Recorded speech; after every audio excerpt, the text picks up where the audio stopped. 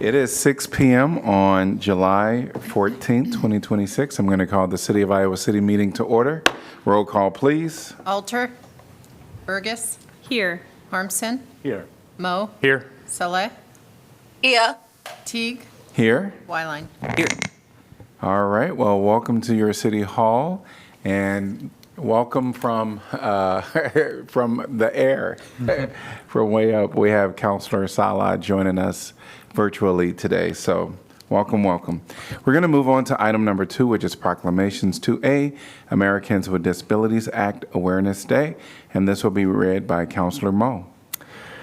Whereas the Americans with Disabilities Act was passed on July 26, 1990 to ensure the civil rights of persons with disabilities, and whereas July 26, 2026 marks the 36th anniversary of signing of the ADA, which expanded access and opportunities for people with disabilities, and whereas the ADA has done this by reducing barriers and changing perceptions and increasing full participation in community life, and whereas the full promise of the ADA will only be reached if we remain committed to continue our efforts to fully implement this act, and whereas Iowa City affirms the principles of equality and inclusion for persons with disabilities as set forth and embodied in the ADA, and whereas the Iowa City government and residents are proud to recognize the accomplishments and contributions of our residents with disabilities, and whereas throughout the year and on the anniversary of the Americans with Disabilities Act, the City of Iowa City continues to support equity and human rights for all members of our community and recommits to our efforts to reach full ADA compliance. Now, therefore, I, Josh Moe, on behalf of Bruce Teague, Mayor of Iowa City, hereby proclaim July 26, 2026 as Americans with Disabilities Act Awareness Day, and call upon all community members to commemorate this day, celebrate the progress that has been made, and renew our commitment to the Americans with Disabilities Act. And here accepting this award is Bree Swope, Associate Professor of Instruction at the University of Iowa, a member of the city's Disability Services Committee, and my previous neighbor.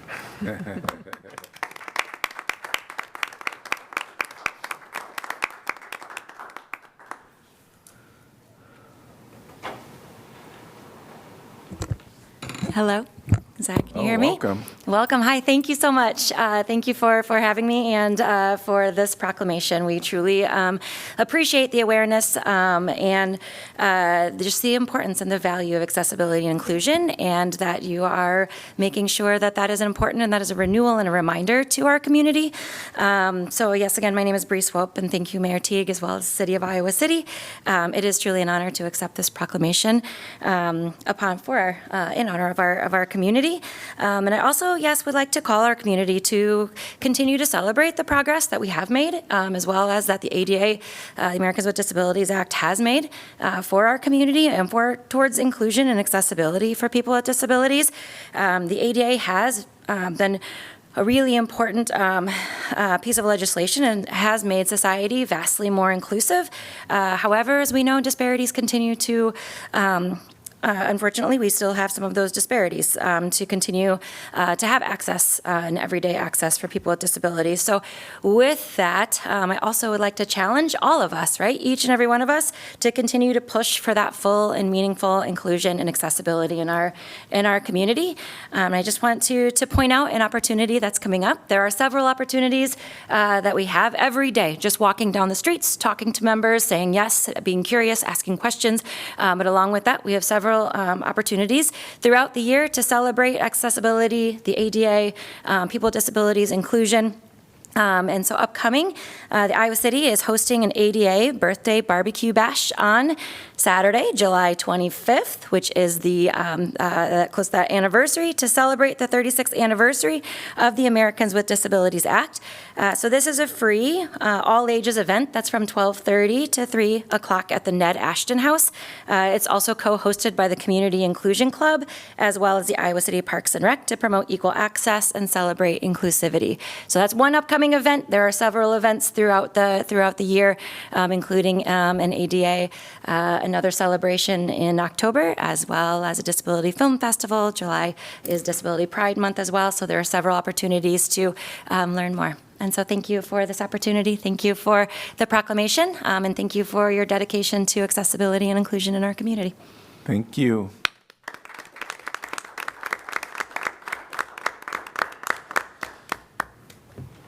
All right, we are moving on to our consent agenda, which is items 3 through 8. Could I get a motion to approve, please? I was going to pull item 7A for separate consideration. Okay.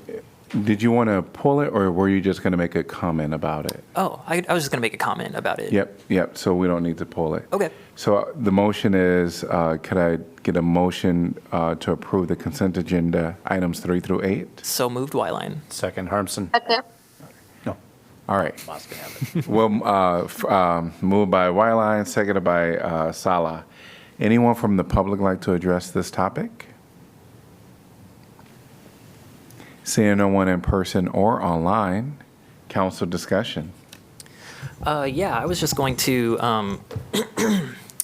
item 7A, which is the local landmark rezoning of 204, 210, and 215 North Gilbert Street and 204 East Market Street. So members of the community would know that is the Foxhead, and then what we call Blue House, Greenhouse, and Brick House, or Hell, Purgatory, and Brick House, depending on what community is you're involved with. But I just wanted to highlight like how happy this made a lot of people in the community that I think a lot of people in the community might not know about, and particularly Greenhouse at 210 North Gilbert Street and the Blue House. They have official names in here, but I forgot.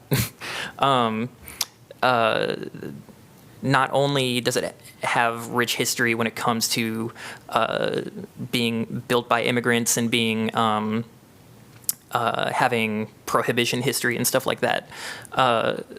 Currently, I think I played my first show at the Greenhouse at 210 15 years ago. I do have one question because we're just setting the public hearing. That's true. Yeah. And so, yeah, I think the mayor's point is that the substantive nature of the whether to approve this would probably be at the next meeting, but Yeah. yeah.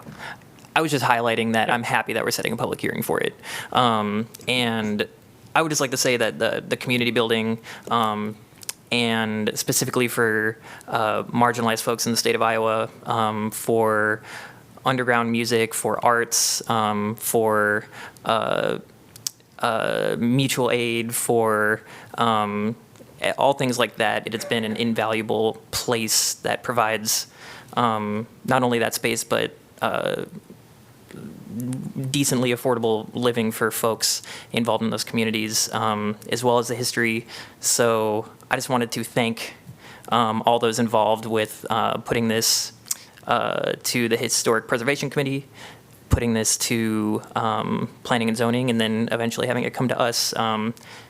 Just wanted to say it means a lot to a lot of people. Yeah. Yep. Thank And you. we'll be having that public hearing on August 4th, our next, the first Tuesday in August. Any other comments by council? Roll call, please. Teague, Yes? Wyline, Yes. Burgess. Yes. Harmson, Yes. Moe, Yes. Sala. Yes. Motion passes 6-0. We're at item number 9, which is community comment. This is an opportunity for folks to speak on things that are not on our agenda. And we'll invite you up to the podium, and you'll have up to 3 minutes to speak, and council cannot engage. Welcome. Please state your name and city you're from. John Clayton, Iowa City. And I'm not asking the city council at this point for an ask, simply to be receptive to what I'm saying. And in the future, then I will ask, but I haven't come up with the solution yet. And I always remember, if you're going to complain, you should also come with a solution for it. But I'm not ready for that. Just to give you a background, and this is not news, because when I moved here a year ago from Brooklyn, Iowa, I asked a city, not a city official, I asked a government official, because I'm lower income, where do you recommend that I should move to? And they said, Diamond Senior Apartments. So they had given me the sheet of low-income housing and put X's through some of the apartment buildings saying, you don't want to go there, you don't want to go there, too many behavior problems. So I went to Diamond Senior. Well, as it comes out, a lot of the lower income have behavior problems, and sometimes they ebb and flow, and people there are more vulnerable. Some are trying to flee from one to another to escape the situation they're in. But others don't have the resources or ability to jump out of the frying pan, so to speak, if it gets bad there. This is what I'm saying is not to serve me, because I've decided to move. So, that's that. I'll be gone in August from there, moving down the street on First Avenue. But the situation needs to be addressed because, for instance, and this is not just one or two instances. There was a lady recently in the parking lot that lives there, and so she went to get in her car. She couldn't get in the car because this other man had pulled his car too close to her driver's side. So she asked him, he was in the parking lot smoking, could you move the car? He blew up at her. He called her names. He said, if you were laying on the ground and you were dying, I wouldn't call anybody to help you. She called the police, and they said, well, gentlemen, you should move your car, but, it's freedom of speech. There was no physical, so that was that. And they said, you should report this to the apartment managers. Well, this other guy, there's been a whole series for months and months of abuse towards me and women. I wear rainbows, my car has rainbows, and so it's been just ongoing and terrible. Thank you. Yeah. Thank you. I'll have you sign your name there on the sheet, please. Thank you. Thanks. Yep. Anyone else like to address an item that is not on our agenda? Seeing no one. All right. We will move on to items 10, which is planning and zoning matters. 10A, preliminary plot for Kestrel Hills Community. Resolution approving preliminary plat of Kestrel Hills Community, a subdivision of land located in and around the former ACT campus, Iowa City, Iowa. Can I get a motion to approve, please? So moved. Mo. Second, Burgess. All right, and welcome, Danielle. Thank you, Mayor. Danielle Sisman, Neighborhood and Development Services. As you introduced, this is the preliminary plat for Kestrel Hills Community, which is the former ACT campus. It's bounded here, the boundary of the preliminary plat is bounded here in the white dashed line. It extends a little bit south of Scott Boulevard, but it's primarily the north and western part of the former campus. This is the existing zoning. The owners there's a variety of owners now. There's the developer owner, but there's also been some sale of some of land, and so there's also an ownership, which is the Oak Knoll folks, and so they are all party to this application. This application is to create a 14 developable lots on this particular property. This is the preliminary plat itself. It shows those 14 lots. The lots are intended for a mix of residential and commercial land uses. The proposed lots at the center of the preliminary plat contain the existing development from the former campus. The plat also includes some existing streets, which will all become public streets at some point in the future. And then existing streets include North Dubuque Road, ACT Drive, ACT Place, which will become an extension of North First Avenue. ACT Drive will be extended to the west to intersect with North Dodge Street. And it will also extend, streets network will also extend to the eastern property line to ensure a more interconnected street network develops as the remainder of the campus someday develops as well. The plat also includes Bentler Drive, which will run parallel to North Dodge Street, north to I-80. The plat does also show sidewalks. If you zoom in at some point and look at that, all these streets will be compliant with city standards for their infrastructure. When we review a preliminary plat, we look at two condition or criteria. The first is comprehensive plan compliance, and then our subdivision codes and other applicable standards. The proposed plat is consistent with the policy direction of the comp plan. Part of this, the history of this land was that a comp plan amendment was actually undertaken at the point at which the ACT campus began to transition away from being a research campus and into other things. So it is compliant with that new comprehensive plan designation. The proposed plat complies with the city's subdivision ordinances and meets the required subdivision standards in its design and eventually through a subdividers agreement. As I mentioned, there's a mix of lots. There's a street network that will be developed with sidewalks, and then there will be open space required of approximately 3 acres, but probably addressed through fee and lieu at this time. That's something that will be addressed with the final plat, not the preliminary. There are environmentally sensitive areas, including woodlands, wetlands, slopes, and archaeological sites. The proposed plat complies with the city's sensitive areas ordinance and does not impact those features beyond the limits allowed under an administrative review. So here's the long history of kind of the recent rezonings and comprehensive plan amendment. Highlighted in blue is the preliminary plat step of development, which we're at now. Eventually, this will be followed with final plats, and then individual site plans will be filed and building permits. Based on a review of the relevant code criteria, staff recommended approval of the preliminary plat, and at their July 1st, 2026 meeting, the Planning and Zoning Commission concurred with staff's recommendation and voted to recommend by a vote of 5-0. A good neighbor policy was followed back when those other actions were taken for the comp plan and rezoning, so that was undertaken about a year ago. Happy to answer questions. Did you say that it was a 5-2 vote? Sorry, 5-0. Okay, I They just probably had some misheard you. I absences. thought that. Yeah, unanimous for everyone Okay, that was I in was going to ask attendance. about Yep. One absence and one recusal. that. Okay. Danielle, does the sensitive areas and the stormwater management plan happens at the preliminary plat? We do a prelim and a final version of a sensitive areas plan, so they have to account for them at this stage, identify where they're at, tell us what impacts they're going to have on them potentially, and then the final accounting of that happens either with a final plat or with a site plan. And the final plat will include this sort of the math for the sensitive areas with all 14 lots together, not each individual lot. Okay. Right, and it will, if anything needs to be protected, put easements in place around those features so that they're protected with covenants, or not covenants, but with easements. Yeah, thank Yep. you. Or dedications. Yep. Thank you much. Anyone from the public like to address this topic? If you're online, please raise your virtual hand. If you're if you're present, please come forth and give your name and city you're from. You'll be allowed up to 3 minutes. I do have one question. Did the development team want to have any comments?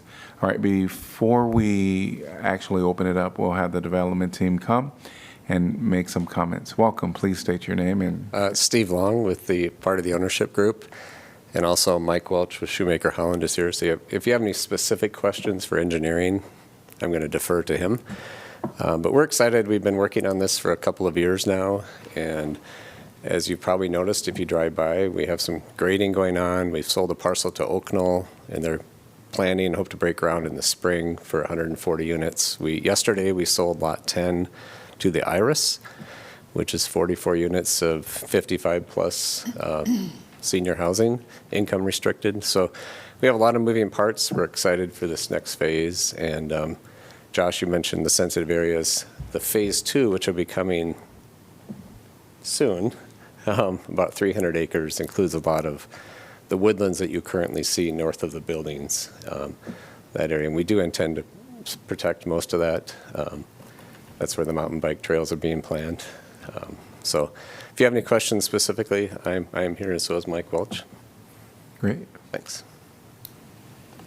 All right, thank you. All right, welcome. Please state your name and city you're from. We're doing public comments. Thank you. My name's Katie Gerlach, and I'm from Iowa City. I'm here representing Greater Iowa City, Inc. And we'd like to register our support for the approval of the preliminary plat for Kestrel Hills community at the former ACT campus. This project represents a significant opportunity for Iowa City and our region. The redevelopment of this site will transform a former single-user corporate campus into a vibrant mixed-use district that expands housing availability and supply, creates new opportunities for business, preserves our natural amenities, and strengthens Iowa City's economic competitiveness. Today is an important step in moving this long-term vision forward towards implementation. Establishing the framework for future streets, utilities, and development parcels is a critical step in bringing new investment and community amenities to this property. Greater Iowa City supports this project because it aligns with our regional goals of attracting investment, expanding housing, supporting business growth, and creating places where people both want to live and work. We appreciate the collaboration between the city, the development team, and community stakeholders, and we respectfully encourage the council to approve and we recommend approval of the preliminary plat. Thank you for your time. Thank you. I'll invite you to sign in right there unless you dropped it. Okay, great. I didn't see it. All right. Anyone else would like to address this topic? Please come forth at this time. If you're online, please raise your virtual hand. Seeing no one, council discussion. Great opportunities.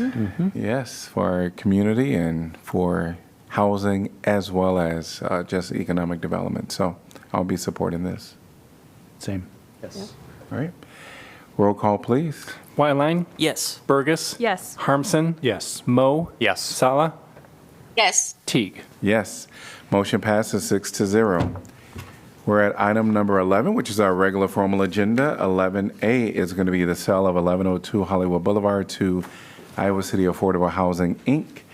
This is a resolution approving a purchase agreement for 1102 Hollywood Boulevard. And I'm going to open up the public hearing and invite Tracy Heishu up. Welcome. Hello. Thank you, Mayor. Just some background. I know you guys are familiar with the project, but the county conveyed this property to us back in March of 2026 for basically $1, with the caveat that we entered an agreement with them, which we did, that we would provide affordable housing for 15 units to veterans experiencing homelessness and utilizing our VASH vouchers for 20 years. Previous to this, HUD and our housing consultant advised us to create a nonprofit. We created one called the Iowa City Affordable Housing, Inc.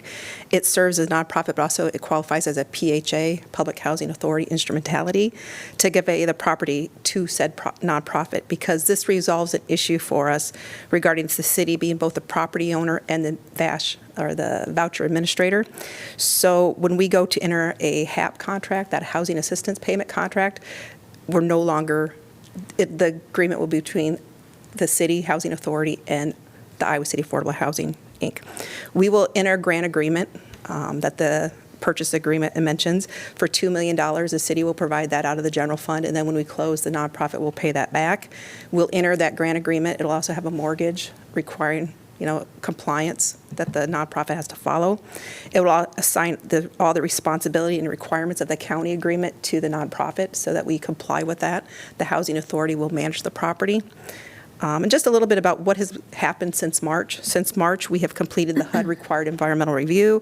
We've tested it for radon. We've mitigated. Unfortunately, all 3 buildings had to be mitigated. We've installed security systems and cameras. We've rekeyed all the locks.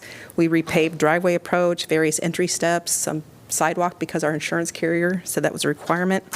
We repaired the retaining wall. We installed new fencing. We installed a sign and just some various siding and plumbing repairs. We have more work to go before we can actually accept our first clients. We're doing landscaping this week. Landscaper said the heat's not a problem. I'd wilt, but they said the landscaping would be fine. And a big shout out to Houses and Homes. They have furnished each of the 15 units with your linens, your beds, your couch, bath towels, kitchen towels, anything that you need that you can go from homelessness and you just go into the unit and live. So they will finish doing all the final furnishing by July 24th. So thank you to Houses and Homes.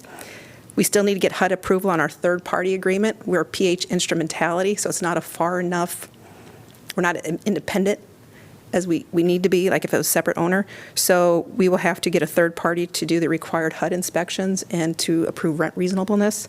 So we'll enter agreement for that, but the HUD needs to approve it. We'll complete those inspections, and then we'll sign the HAP contracts. So we've notified the VA that we will be able to, we anticipate first move in around September. And HUD has asked us to do a ribbon cutting, so we will plan on doing that probably in August sometime, because if we put people there in September. So as we get those details, we will let you know. Great. Are the inspections and requirements for HUD VASH vouchers the same as the non-HUD VASH vouchers? Okay. And then HUD is moving their inspection protocol to Inspire effective in February, so it'll change somewhat. Okay. But we'll still have to get a rental permit and meet the Inspire requirements. Cool. Yes, explain the selection of the client will be through the coordinator entry or direct with VA. It'll be direct through the VA. And then the VA will provide the supportive services to the tenants who live there. And have you said they already furnish it with housing into home, or it will be furnished? Houses into Homes is working on that right now. And if you've seen some pictures of the building, some of the units already have most of the items, Okay. but they'll finish that in a couple weeks. Great. I just wanted to add one thing for the record. The agreement we had between the county and the city when the city purchased the property included a 60-day right of first refusal for the county should we, the city, ever decide to sell. They were kind enough to hustle and sign a waiver of that because they're interested in seeing this project close and move forward as well. So thanks to the county for taking some expedient action. Nice. All right, no more questions All right, for thanks. you? Great. Anyone from the public like to address this topic? Please come forth now. Seeing no one in person or online, I'm going to close the public hearing. Could I get a motion to approve, please? So moved, Wyline. Second, Mo. Council discussion. I just can't thank staff enough at all levels, not only from at the very beginning, seeing the property up for sale, coming up with a way to fund, and because y'all know that for the community and for the council, permanent supportive housing is extremely important. And just, I know specifically with not only the purchase and the funding stream, but then also figuring out, I've tried to understand it, I can't, the nonprofit and all of the maneuvering around that and the legal work that went into that. So much work, but it's going to be so life-changing for getting people off the street. So just can't thank you all enough. Yeah. Yeah. Agreed. I agree with that. And I feel like in the beginning when I heard the county bought this property, I was like, why they want to buy affordable housing to make it affordable? But, like the housing authority come up with this, like apply for it and get it. And now we're going to even make it affordable, like we're going to house the people who are homeless, especially the veterans. Yeah, thank you to both the county and the staff at the housing authority and also Tracy and her team. Thank you. Ditto. Great job. Yeah, ditto, ditto. Roll call, please. Burgess, Yes. Harmson, Yes. Mo, Yes. Sa'a, Yes. Teague, Yes. Wyline. Yes. Motion passes 6-0. 11B, 2026 Summer Sidewalk Repair Project. Resolution approving project manual and estimate of cost for the construction of the 2026 Summer Sidewalk Repair Project. Establishing amount of bid security to accompany each bid. Directing city clerk to post notice to bidders and fixing time and place for receipt of bids. I'm going to open up the public hearing and welcome Tyler. Thank you. I'm Tyler Olson. I'm one of the senior engineers with staff on the engineering department. So today we're going to talk about the 2026 Summer Sidewalk Repair Project. This will be for the public hearing. So let's kind of start off with the introduction about the Sidewalk Repair Program. The point of the program that the city has is to create safe, pedestrian-friendly neighborhoods. That's one of our priorities we have for the community. Kind of a little bit of history back when the start is back in the late 1990s there to help mitigate complaints and issues with sidewalks throughout our city. State and city codes provide the ability to require the maintenance and repair to be the responsibility of the adjoining property owners. And how our program works is that the city is broken up into 10 geographical areas, and we do inspections focused on one geographical area each year. So throughout a decade period, we've gone through each region throughout the city. And how that works is that typically in the fall, we'll do an inspection of sidewalks. If we find deficiencies with the sidewalk, such as a tripping hazard, we would then notify the adjoining property owner for repair work to begin. We give them options to do the work either themselves or they can hire a contractor to do the work. And then in the following spring, we do a follow-up inspections there where we take a look at the sidewalk to see if the repairs are satisfactory, or we also take in calls or notices from the property owners that may volunteer their sidewalk or voluntarily ask to have us do the repair work. When in the spring there, when we get a full list there, we then put together a list that we would then use to create a project that we would have a project sent out for a public bid that a contractor will then repair those sidewalks, and as the sidewalks are repaired, we then invoice back to the property owners for the work that was done. As I mentioned before, the area that we're looking at is for Region 10, which is in the northeast part of the city. As you can see by the dots there, most of them are focused in that area, but we also do take in complaints or other notifications that there may be a deficient sidewalk somewhere else in the city. So you might see a few kind of scattered about, but primarily most of them are in the northeast corner. How this project relates to our strategic plan, it primarily focuses on the impact area mobility. The strategies with this is that this is to maintain complete streets that are comfortable and safe for all users. And this also helps with the growing prioritizing of bike and pedestrian accommodations in our city. For the estimated construction cost for this year, it would be $430,000. And this would be coming from the annual sidewalk repair program fund. For the schedule, we're looking at, if the resolution is approved this evening, we're looking at issuing bid documents starting tomorrow. We'll have the bid letting on July 28th, it'll be 2 weeks from today. The contract will be put onto the next City Council agenda on August 4th for a recommendation of approval if we have bids that are available and we find one that meets our expectations. We're looking at a construction start time later this summer, and we're having it end late this fall. I have a question. Yes. So every 10 years we, go to one of the areas. Yes. We just talked about ADA.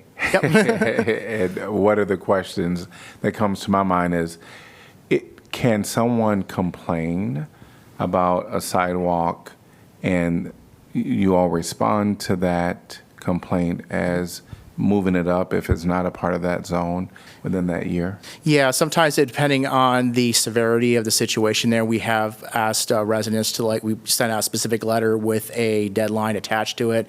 Sometimes if it's a more routine issue, it can be added to either the next general time period or be added to the project as they are available. But if it's more severe, we do have specific deadlines that are put in there for the property owner to address by.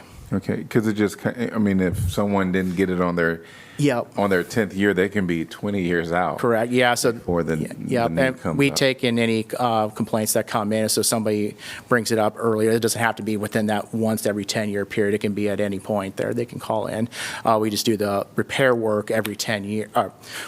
We rotate through each region, just routinely inspecting all the sidewalks in that area. Thank you. Do you inspect the city-owned sidewalks at the same time, or is that a separate program through like Parks and Rec? We do inspect the sidewalks that are in the right-of-way along those. So if it is a city-owned sidewalk, we'll inspect that as well.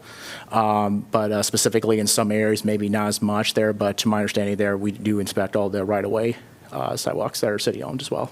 Yep. Cool.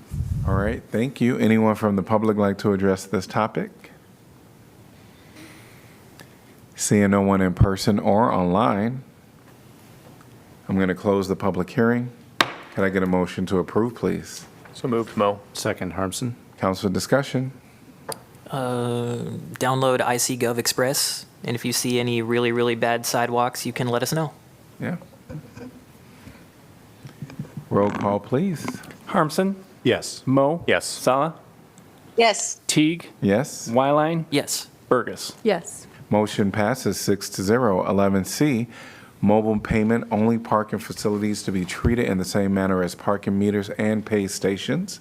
Ordinance amending Title 9 entitled Motor Vehicles and Traffic, Chapter 5 entitled Parking Meter Zones and Parking Lots, Section 3 entitled Parking in Metered Zones to update language and include mobile payment. Can I get a motion to waive second consideration? So move. Staff. Salad. Yep, staff is requesting expedited action. I would move that the rule requiring that ordinances must be considered and voted on for passage at 2 council meetings prior to the meeting in which is to be finally passed be suspended, that the second consideration and vote be waived, and that the ordinance be voted on for final passage at this time. Moved by Mo, Second. seconded by Harmson. Anyone from the public like to address this topic? Seeing no one in person or online, council discussion.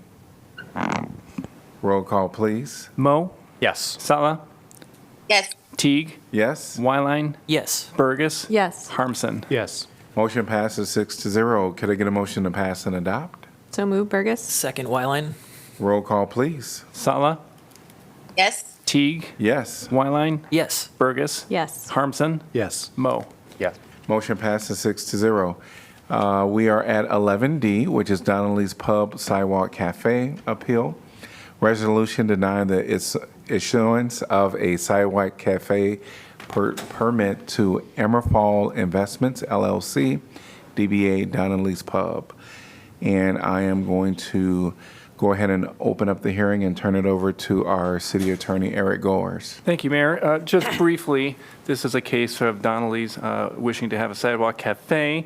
Our sidewalk cafe policy requires sign off by the owner. To read the language, it says the agreement shall be between, the agreement is the easement agreement that's required for use of the city right-of-way.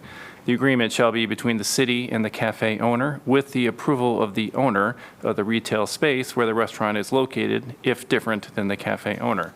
Donnelly's staff was not able to secure the retail owner's permission and sign-off, and so staff rejected the application. Donnelly's filed their appeal as called for in city code, so they are here tonight to make their pitch for why they should be granted. Okay, all right. We'll call up the applicant at this point. Please come forth. Welcome. Good evening. How are you? Awesome and amazing. Great. How are you? I'm wonderful. Good. I promise to come here someday to talk about something great. All right. Good evening. As many of you are aware, my name is Josh Emerfall. I am the owner of Donnelly's Pub, 110 East College Street in the Ped Mall. My goal tonight is twofold. One is to ask for your approval of our Sidewalk Cafe application, or two, at minimum, let Donnelly's keep operating its Sidewalk Cafe while you consider updating the existing policy. I want to be clear up front. I have no quarrel with the city. Staff and city council have put real time into this, and I certainly do appreciate that. I know the current policy requires yearly sign-off from the building owner, and I completely understand that there are situations where that makes complete sense. But here's what's happened to me, and here's what's happened to my employees. Donnelly's has run its Sidewalk Cafe since 2018 with the blessing of the city and the prior owner of the building. We invested in that space. It's part of who we are on the Ped Mall. The building sold last September. My new landlord, Tracy Barkalow, simply refuses to sign the Sidewalk Cafe agreement. There's no safety concern. There's no business concern for him. There's no complaints from anyone. There's really no reason at all. I've asked Mr. Barkalow directly what the problem was. My attorney has asked his attorney. He simply just has not given us an answer. And under the current policy, he doesn't have to. His signature, or lack thereof, is the entire ballgame. The planter box isn't his. It's a public right-of-way. It belongs to this community. And right now, one property owner can decide that nobody gets to benefit from it. without a single given reason. It's not a balance of interests, it's a simple veto. Staff report lays out the reasons a building owner might legitimately care about a cafe out front. These are legitimate reasons. These are fair enough, but none of these apply here. These items are outlined as follows. The presence of other tenants. In this case, 110 East College Street, I am the only tenant. I am the sole tenant. 2, attaching to the building. Of course, there are sidewalk cafes that exist in our downtown specifically that attach to the building. It makes complete and obvious sense that in that case, a landlord would need to approve. Blocking access. This cafe sits exactly where the city has approved it, meets the pedestrian access rules, and has never impeded anyone. Lastly, the city needing some sort of recourse. I fall off the face of the earth, all of a sudden my sidewalk cafe is just hanging out. The city can already pull an easement if an operator doesn't follow the rules, and have a deposit on file to cover removal. There's a pattern of this in the staff report. Every concern is about the owner being notified. I agree owners should be notified, but the current policy doesn't give owners notice. It gives them absolute control. No explanation required. I'm licensed to use that patio. I'm insured to use that patio. Upkeep and maintenance are my responsibility. I put real money into that cafe over 8 years. No operator can keep investing in a space, specifically downtown, that a landlord can just take away on a whim. So here's what I propose. Where these conditions are met, a tenant should not need a landlord's signature year after year just to keep doing what has already been approved. The tenant's lease doesn't prohibit a sidewalk cafe, and if a landlord truly cares, they can put it in a lease. 2, nothing is attached nor anchored to the building. 3, a particular cafe doesn't need to come down each winter for snow removal. So in this case, mine does not. It stays there all winter. Obviously, we take our furniture and things like that off of it, but it sits there all winter. A deposit is on file with the city covering the removal costs. And lastly, if needed, limit this to the downtown zone, where foot traffic and density make cafes a clear public good. Ultimately, sidewalk cafes make downtown better. They bring people out, they bring energy to the Ped Mall, and they're one of the reasons downtown Iowa City feels alive. What's happening to Donnelly shows the current policy lets one landlord stand in the way of that. So again, I repeat my ask. I'm asking you of 2 things. 1, simply approve my application, or 2, allow us to keep operating while we fix the policy. Thank you for your time. Thank you. Any questions by council? No. None at this time. Okay. So, council, I guess there are no questions for the applicant or city attorney at this time? No? All right. Could I get a motion to approve, please? So moved, Mo.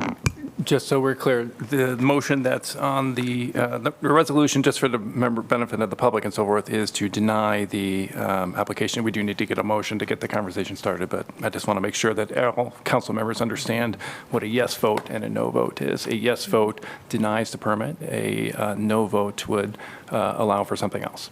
Correct. Yeah, because the resolution is denying the issuance of a sidewalk cafe permit to Emerfall Investment LLC, DBA Donnelly's Pub. All right, so motion, please. Yes, I would move. Second. Yeah. Motion by Mo, seconded by Harmson. Council discussion. Yeah, I had a chance to meet with Mr. Emerfall.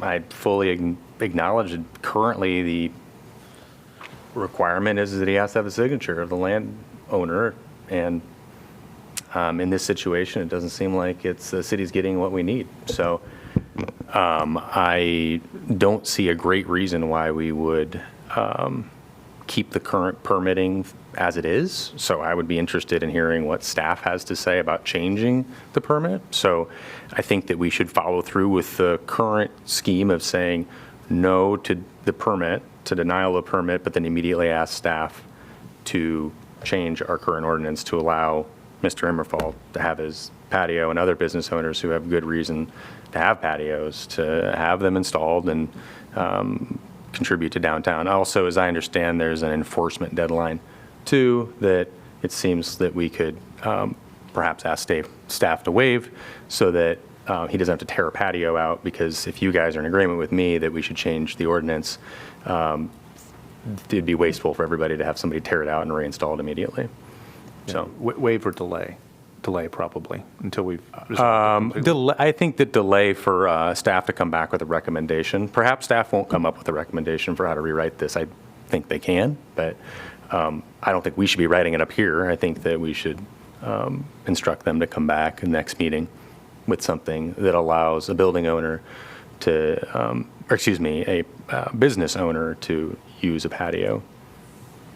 In the resolution, I don't see a timeline of removal of the patio. That's found in the letter that staff sent out to Mr. Immerfall, giving him until July 20th to remove the sidewalk paraphernalia. So that's what's being referred to. Yeah.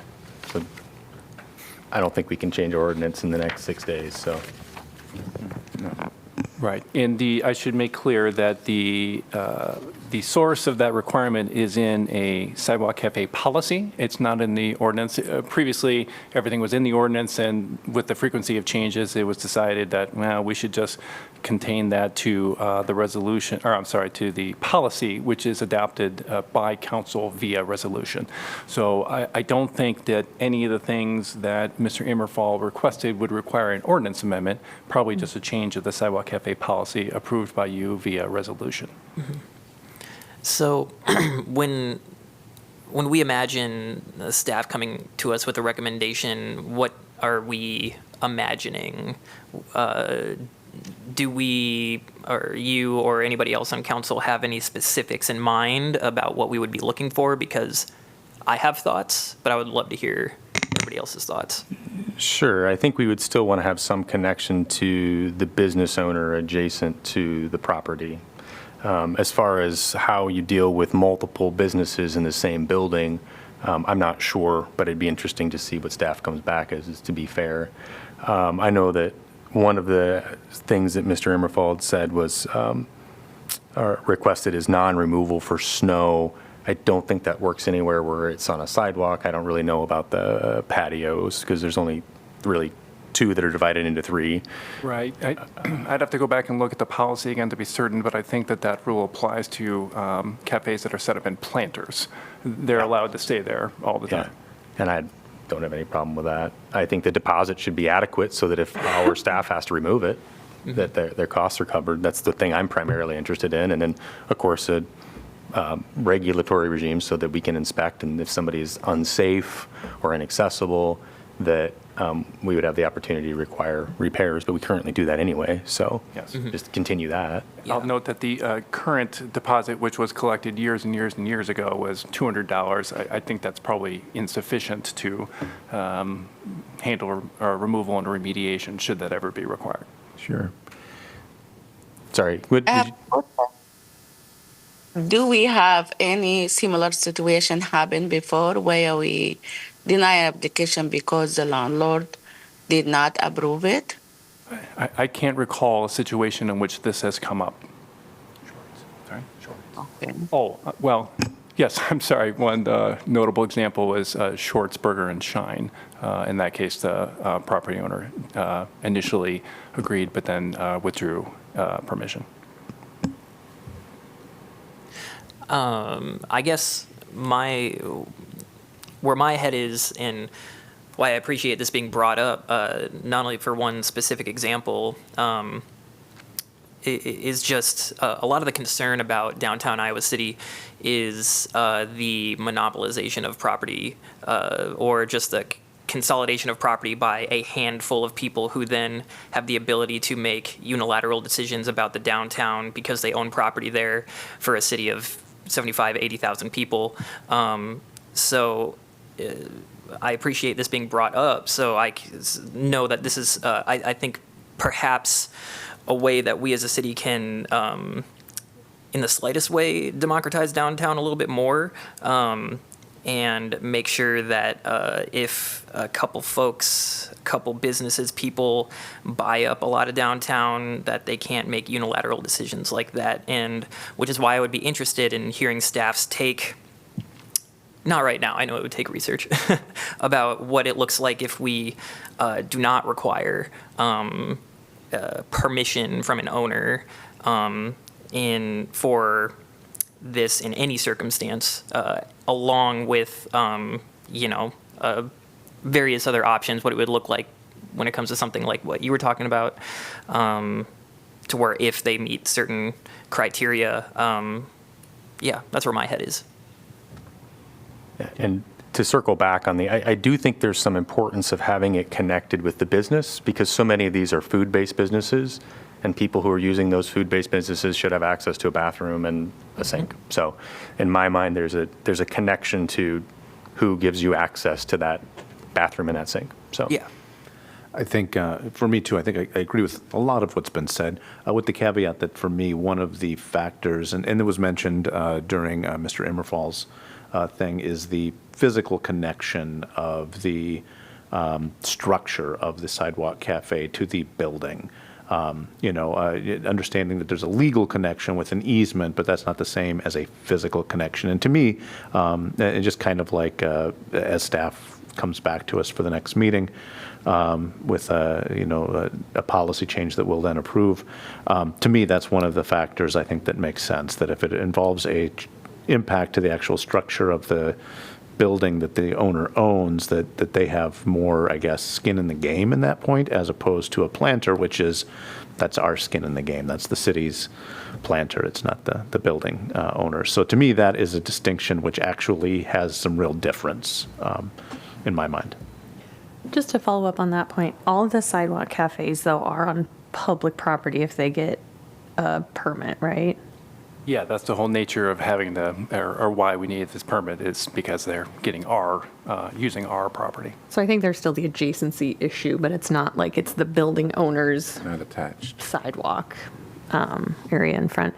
I just have a question about kind of options for today. I know one of the issues, so first, just a question for staff. Is it correct that this particular sidewalk cafe remains in year-round and has for a number of years? That's correct.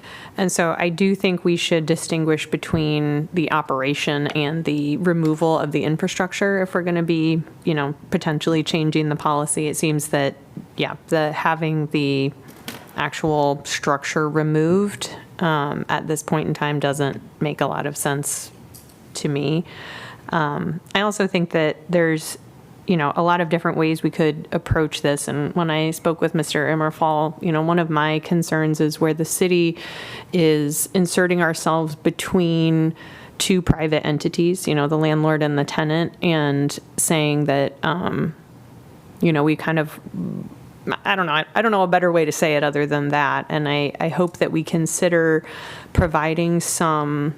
potentially providing some hook for the tenant in this type of situation, like if it's the approval of the landlord not to be unreasonably withheld or something like that, but then it's on the tenant to address the reasonableness of the landlord, and that's not our adjudication. It's would be kind of like a civil matter between them. So I think there are a lot of different ways we could approach this, and I also appreciate it being raised, and it is, it's just hard to know what the most equitable solution, moving forward is. But I just wanted to weigh in on hopefully not having to remove the structure itself. Sports Column, was that cafe ever attached to the building? Because I kind of remember Sports Column is it's the alley. It's right next to the alley. Am I on the right bar? On Dubuque Street?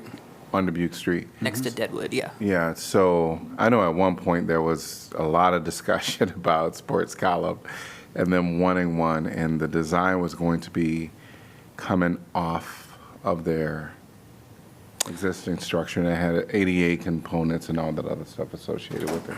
Yeah. I don't recall what it was pre-Dubuque Street construction. Ron Konecki, our Public Works Director, is here and may recall. Ron Konecki, Public Works Director. I think that what they had looked at was something attached to the building, but I think because of spacing, it wasn't going to work out spacing-wise for them. And that's when, with the Dubuque Street reconstruction and the sidewalks widening out, it gave them the room to be able to do a detached cafe along the side, along the back of curb. Great. I just wanted to make sure that there wasn't an example of something attached to the existing building. Sure. So, thank you. Yep. Councilor Burgess, I want to flesh out your concern a little bit more because I'm curious where you're, maybe give an example of what you're concerned about. Like, in my mind, I was imagining like a building owner doesn't want a business owner to do one because they have other plans or want to do like a construction project or something. And what is that kind of where you were going? Is Yeah. there might be actually a legitimate reason for a building owner to say no one season because they're going to do the facade of their building or they're going to replace windows or something. And Or there's another tenant who they negotiated to get more rent to use that area. Right. Is the example that was in my head. Yeah. yeah, is that something that the city's ordinance can address? I'm sorry, looking at our city attorney. Or policy. Well, I'm not sure. Councilor Burgess raised the, language that lawyers often use, permission which shall not unreasonably be withheld and so forth, but I wasn't clear as to who would be making that determination. Were you envisioning that that would be something that they would litigate, and once they got a result, then they would bring it to us and say, hey, the court said, as opposed to this council deciding what? Yeah, I don't think we should decide reasonableness. No. I would agree with you. I would encourage you not to jump into that. I mean, you could if you chose, but boy, that could be painful. The only thing I can think about with that is that could be a prolonged process. The process for a Sidewalk Cafe application moves along pretty quickly. It's done on an annual basis.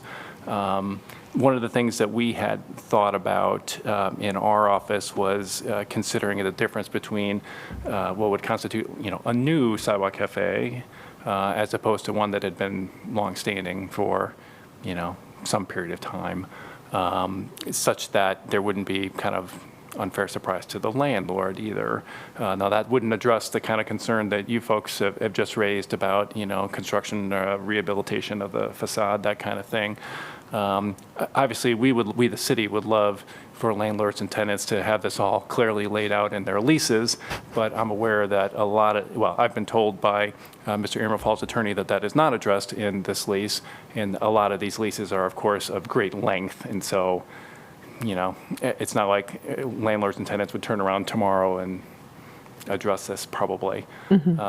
So, I mean, you've raised a lot of the concerns. I mean, the thought of the other tenants.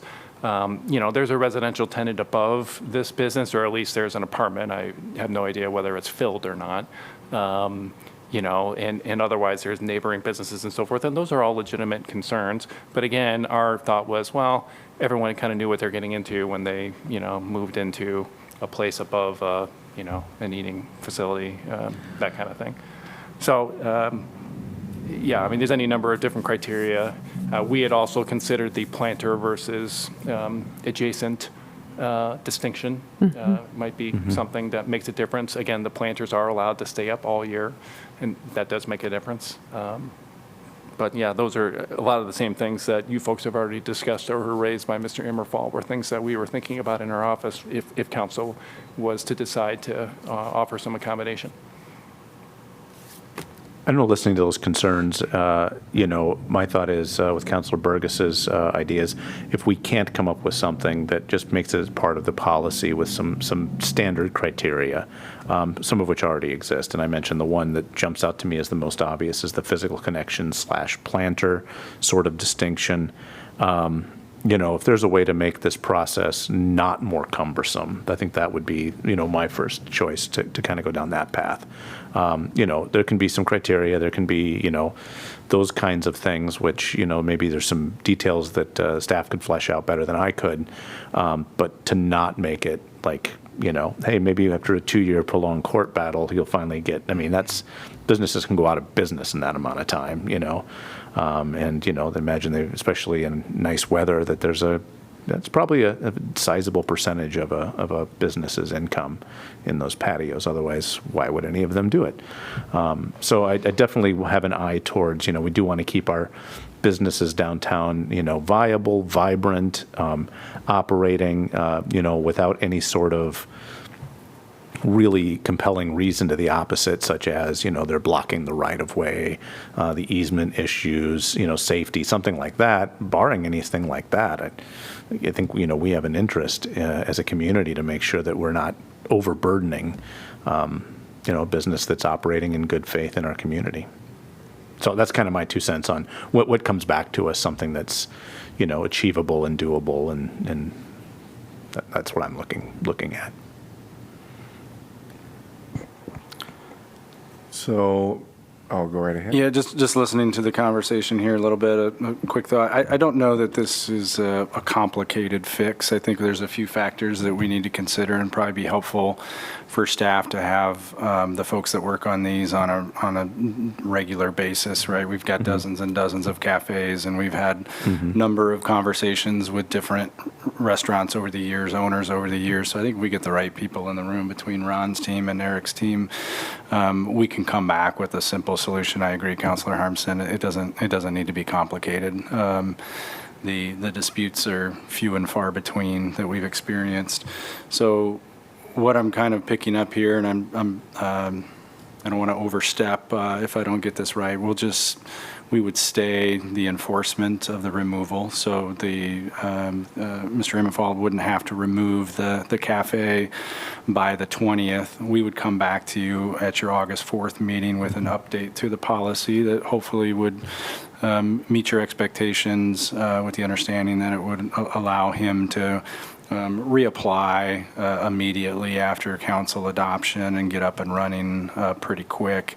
We would probably update that deposit amount at the same time, but other than that, I think it's pretty simple. Okay. But the city That manager. sounds good to me. Yeah, me too. Yeah. Just for clarification, the non-enforcement of the removal, does that mean it can still, he can still operate? No. No. No, and we can't, he hasn't been issued the permit, and Okay. we really probably should not have him operate until he has issued the permit, which requires this change in the resolution, Okay. or a change in the policy, sorry. I just wanted to clarify. Yeah. So from just a rough timeline, if we were able to provide something that meets your expectations on August 4th, Mr. Immerfall could reapply. The application's pretty much put together at this point, and get approval and be up and operating that same within days, if not a week or so. Cool. After that council meeting. After that council meeting, right. Is this means we're going to kind of postpone this or table it, or I don't know what we're gonna do about this then? If we're going to give him chance to not remove the current structure by the deadline. I think approving this denial is appropriate because that's what's before us, at least from, I'm going to support this, that's what's before us. And then on the 4th, our next council meeting, should the council approve with a majority of a new policy that meets, then, there'll be opportunity for him to reapply. No, I understand that we have to use the current process, no matter what, and so we can approve this. But can you tell me, how did we decide the deadline about the removal of the current, the current structure on the 20th? Yes. Because it's in a policy, staff can, and the council has directed for that removal not to be done, and then the policy there'll be a policy coming before the council on the 8th for consideration for passing. On the 4th. You mean On the 4th. we have a room according to the policy, we can do that? Council just directed staff to hold off on the July 20th removal. We've received that guidance, we can do that, that's fine. Yep. Okay. I was also curious, let's see, would this take 3 considerations? No, because it's adopted by resolution, just one meeting. Okay, just wanted to make sure. And for the public in particular, the actual issuance of the permit doesn't come back to council. It would not. It would be approved at the staff level. So in an ideal world, you would approve a revised policy on the 4th. Mr. Immerfall would rush right in the morning of the 5th, and staff could approve it, and he could move out his furniture. Everything else is ready to go. Thank you. It may not be that quick, but we get It's- the. We get I said in an we ideal understand. world. It doesn't take Yes. more than Oh, yes. one council meeting was my Yes. point. Right. Yes, yes. Right, one Great. council meeting. All right. Any other comments by council? Roll call, please. Teague, Yes? Wyline, Yes. Burgess. Yes. Harmson, Yes. Mo, Yes. Sala. Yes. Motion passes 6-0. Could I get a motion to accept correspondence? So move, Burgess. Second, Mo. All in favor say aye. Aye. Any opposed? Motion passes 6-0. We're at item number 12, which is council appointments. 12A, Human Rights Commission. One vacancy to fill an unexpired term through, upon appointment through December 31st, 2028. Council discussion. Yeah. Go ahead, Mas. Thank you. I review most of them. Oh, we have amazing applications. And I wish if we can choose more than one. I just would like to support the appointing of Eleanor Fuller to the Human Rights Commission. She has demonstrated a long-standing commitment to equity and human rights through advocacy, community services, and her academic work. What really impressed me most in the application that she took the time to understand the commission by reviewing 2 years of meeting minutes and identify area where she could contribute. She also bring valuable experience through her volunteer work with the neighborhood center and other, and also she's like a kind of young perspective. So I believe she would be a thoughtful and engaging and also hardworking commissioner, if you guys agree. Eleanor Fuller was the top of my list as well. I think it helps that she gave me a phone call and had the opportunity to hear a little bit, but I agree, like, kind of the path that she set forth, including even like attending classes as a non-degree student and being a younger person who's bartending in the community, I think is actually a good perspective when you're also educating yourself about human rights issues. I'd like to also throw out Estella Rohrer Johnson. Hopefully I pronounced the last name correctly. Another younger member of our community, a student. I've had the opportunity to work with Estella on other things, and I've been extremely impressed by their maturity, their hard work, and their willingness to both be a voice but also to listen, and is somebody I think would be a wonderful addition to the HRC. I would also like to say, there's a lot of applicants, and I had a really good time reading all the applications. Some people I know, some people I don't know. It's very difficult. It feels like an extreme case of splitting hairs. And I wish there was a better way, but alas. But I would also like to say that we will next month have a chance to appoint an additional person to the Human Rights Commission. Is that correct? So, Correct. yes, well, it'll be Upcoming. August 25th is when it's, Deadline, so it'd be the first meeting of September. Okay. So when I, even going from 1 to 2 people in this list, I was like, oh, thank God. But the folks I had were also Eleanor Fuller and Zaria Rochester. Their application was great, and Nicole Yeager, through experience with organizing and union working class background and perspective, So those were the three that I painstakingly came to. I can just tell you that the top of my list was Estella and Eleanor. Eleanor called. Estella's somebody I've seen in action. Either, both would be great, in addition to a really large list of people, but we got to winnow it down, so those are my top two. We have 4 for Eleanor Fuller. So could I get a motion to appoint So moved, Eleanor Wyland. Fuller to the Human Rights Commission? So moved, Wyland. Moved by Wyline, seconded by Salah. All in favor say aye. Aye. Any opposed? Motion passes. Cool. 6-0. We are on to item number 13, announcements of vacancies new. 13A announcement, we have Human Rights Commission, 1 vacancy to fill an unexpired term upon appointment through December 31st, 2027. Applications must be received by 5 p.m. Tuesday, August 25th, 2026. Can I get a motion to accept correspondence? So moved, Burgess. Second, Mo. All in favor say aye. Aye. Any opposed? Motion passes 6-0. Item 14, announcements of vacancies previous. 14A, we have Airport Zoning Board of Adjustment, 1 vacancy to fill a 5-year term. Airport Zoning Board of Adjustment, 1 vacancy to fill a 5-year term. Board of Appeals, 1 vacancy for a licensed electrician to fill a 5-year term. Board of Appeals, 1 vacancy for our HVAC professional to fill an unexpired term.